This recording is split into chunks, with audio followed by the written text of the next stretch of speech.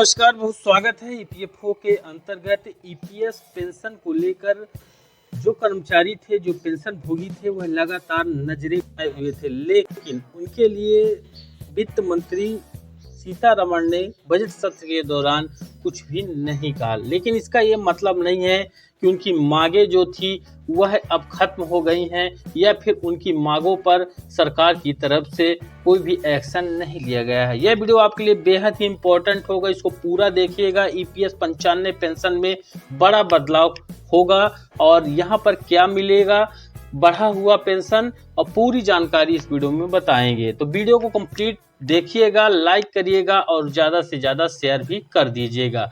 EPS 95 pension को लेकर एक अच्छी खबर है।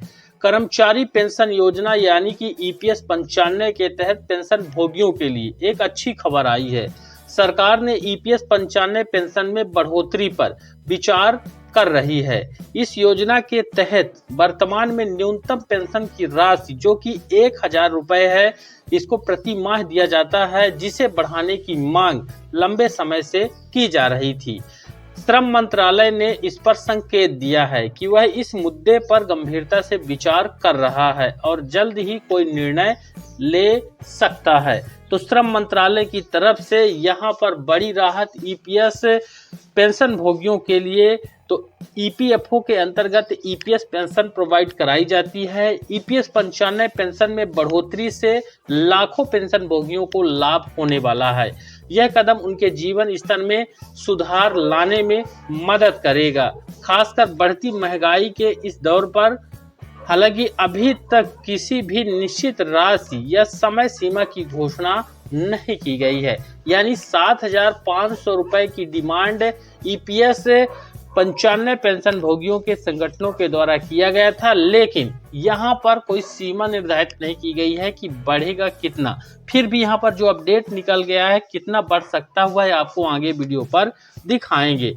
इस संभावित बदलाव के बारे में विस्तार से आपको बताते हैं। यहाँ पर आप देख पाएंगे आखिरकार ये ईपीएस 95 है क्या, जिसको लेकर लाखों की संख्या में ईपीएफओ के अंतर्गत ईपीएस पेंशन भोगी यहाँ पर मांग कर रहे हैं। ईपीएस 95 यानी कि एम्प्लॉइज पेंशन स्कीम है 1995, एक सामाजिक सुरक्षा योजना है जो निजी क्षेत्र के यानी प्राइवेट सेक्टर के कर्मचारियों की सेवानिवृत्ति के बाद पेंशन प्रदान करती है।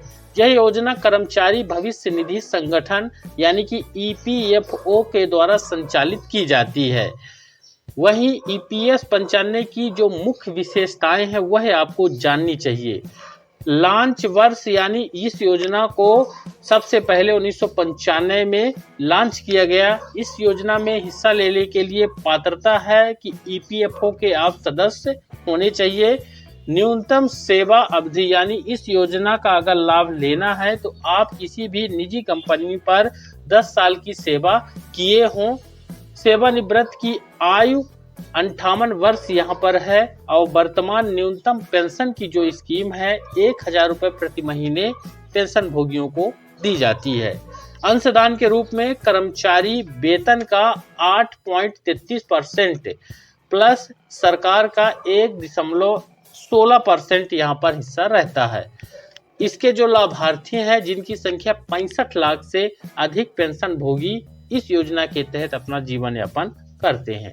ईपीएस 95 पेंशन बढ़ाने की जो मांग थी वह क्या थी? ईपीएस 95 पेंशन भोगियों की ओर से लंबे समय से न्यूनतम पेंशन राशि बढ़ाने की मांग की जा रही थी।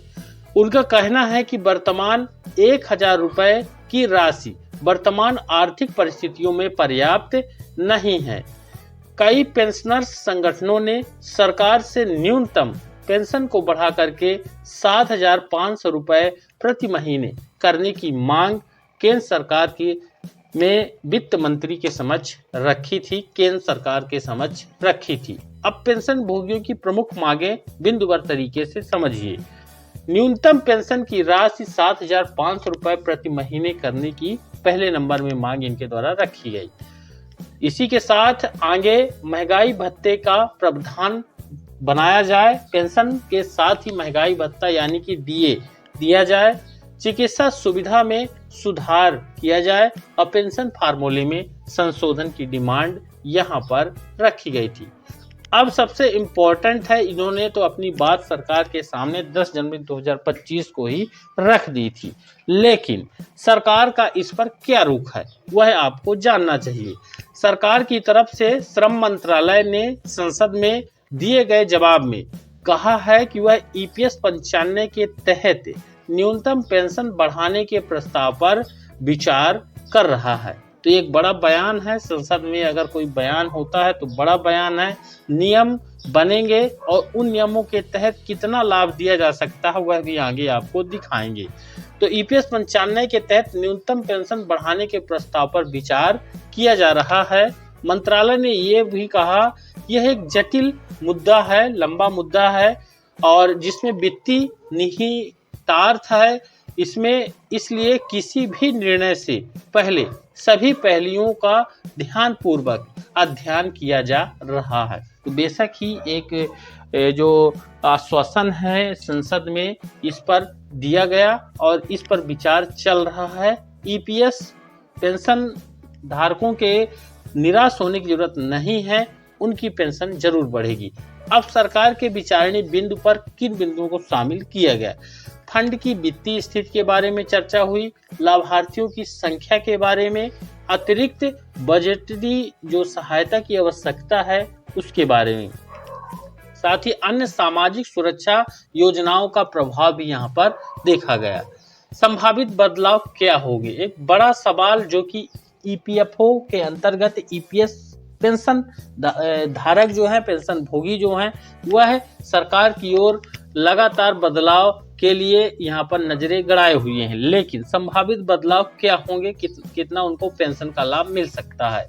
हालांकि अभी तक कोई आधिकारिक घोषणा नहीं हुआ है, लेकिन विशेषज्ञों का मानना है कि सरकार EPS 95 पेंशन में निम्नलिखित बदलाव कर सकती है। क्या बदलाव कर सकती है? जैसे कि पहले नंबर में न्यूनतम पेंशन में वृद्धि, यानी वर्तमान जो 1000 रुपए EPS 95 पेंशन भोगियों को मिलते हैं, इस राशि को बढ़ा करके 2000 से 3000 रुपए प्रति महीने किया जा सकता है। यानी जो अधिकतम बढ़ेगा वो इतना बढ़ सकता है। साथ ही दूसरा, ये विशेषज्ञों की राय है, दूसरा है महंगाई भत्ता, पेंशन राशि को महंगाई से जोड़ा जा सकता है। तीसरा है बेज सेलिंग जो आपको समझना पड़ेगा, बेज सेलिंग में बढ़ोतरी। तो ये तो यहाँ पर क्लियर है, इसमें वर्तमान 15,000 रुपए की जो सीमा है यहाँ पर इसको बढ़ा करके 21,000 रुपए किया जा सकता है। 15,000 से अगर बेस सेलिंग 21,000 हो जाएगी तो पेंशन की राशि ऑटोमेटिक बढ़ जाएगी। अब पेंशन का फार्मूला में संशोधन होगा, अधिक फायदेमंद फार्मूला अपनाया जा सकता है। तो ये यहाँ पर अपडेट EPS 95 पेंशन बढ़ाने के क्या फायदे होंगे। अगर EPS 95 पेंशन में बढ़ोतरी हो जाती है तो इसके निम्नलिखित फायदे हो सकते हैं, जैसे कि पेंशन भोगियों के जीवन स्तर में सुधार हो जाएगा, बुजुर्गों की आर्थिक सुरक्षा में वृद्धि हो जाएगी, ग्रामीण अर्थव्यवस्था को बढ़ावा मिलेगा, सामाजिक न्याय को बढ़ावा मिलेगा, पेंशन भोगियों में एक बड़ी खुशहाली आ जाएगी। चुनौतियों और समाधान, यह भी पहलू आपको समझना पड़ेगा। EPS 95 पेंशन बढ़ाने में कुछ चुनौतियां हैं जिन पर सरकार को ध्यान देना है। अब चुनौतियां क्या हैं? जैसे कि फंड की वित्तीय स्थिरता, अतिरिक्त बजटी बोझ आएगा, निजी क्षेत्र पर प्रभाव पड़ेगा, अन्य योजनाओं से इसकी तुलना की जा सकती है। संभावित समाधान इसके क्या है? चरणबद्ध तरीके से पेंशन में वृद्धि किया जाए, एक साथ नहीं तो अलग अलग चरणों में की जाए, निजी क्षेत्र की भागीदारी बढ़ाना, फंड प्रबंधन में सुधार और डिजिटल तकनीक का उपयोग के माध्यम से यहाँ पर इनको लाभ दिया जा सकता है। EPS 95 पेंशन के लिए जो पात्रता है वह आपको देख लेना चाहिए। EPS 95 पेंशन पाने के लिए निम्नलिखित शर्तें पूरी होनी चाहिए। EPFO का सदस्य होना चाहिए, 10 साल की सेवा आप प्राइवेट सेक्टर पर कंपनियों पर किए हों या करना पड़ेगा, 58 वर्ष की आयु जब पूरी होगी तब इस योजना का लाभ मिलेगा। EPFO का सदस्य है और यहाँ पर आप देख पाएंगे ईयरली पेंशन का प्रावधान, जैसे कि 50 वर्ष की आयु के बाद ईयरली पेंशन ली जा सकती है, लेकिन इसमें 4% की कटौती हो जाएगी। यानी अगर आप 58 की जगह 50 साल में लेते हैं पेंशन का लाभ तो आपको 4% घाटा हो रहेगा। ईपीएस 95 से जुड़े कुछ अपडेट हैं जो कि अभी वर्तमान के हैं। सेंट्रलाइज्ड पेंशन पेमेंट सिस्टम जो कि 1 जनवरी 2025 से लागू होगा, इससे किसी भी बैंक शाखा से पेंशन निकाली जा सकती है, लागू कर दिया गया है। इसमें ऑनलाइन सेवाएं, ईपीएफओ ने पेंशन से जुड़ी कई सेवाओं को ऑनलाइन कर दिया है। हाई पेंशन ऑप्शन, जिसमें सुप्रीम कोर्ट के आदेश के कुछ सदस्यों को उच्च पेंशन का विकल्प दिया गया है। वहीं आधार लिंकिंग, पेंशन खातों को आधार लिंक से जोड़ना अनिवार्य कर दिया गया है। अब यहाँ पर ईपीएस 95 पेंशन भोगियों को क्या सुझाव हमारी तरफ से है सरकार की तरफ। ईपीएफओ की आधिकारिक वेबसाइट पर अपडेट चेक करना है। अपने जो केवाईसी, ई केवाईसी विवरण अपडेट रखें। डिजिटल सेवाओं का लाभ उठाना है। पेंशनर संगठनों से जुड़ना है ताकि आपको समय समय पर अपडेट मिले। अपने अधिकारों के प्रति जागरूक लगातार बने रहना है। इस वीडियो का टोटल जो निष्कर्ष है, ईपीएस 95 पेंशन में बढ़ोतरी की संभावना पेंशन भोगियों के लिए एक उम्मीद की किरण है। हालांकि अभी तक कोई आधिकारिक घोषणा नहीं हुई, लेकिन सरकार इस दिशा में गंभीरता से विचार कर रही है।